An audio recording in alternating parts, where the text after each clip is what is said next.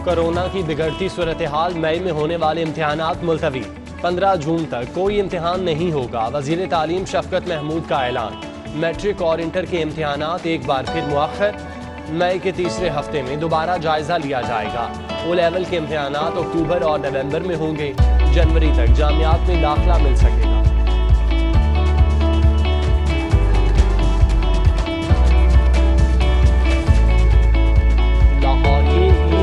गुजारेंगे 8 से 16 मई तक तमाम सियाहती मकामात बंद। रेस्टोरेंट, होटल, शॉपिंग मॉल और पब्लिक पार्क्स को ताले।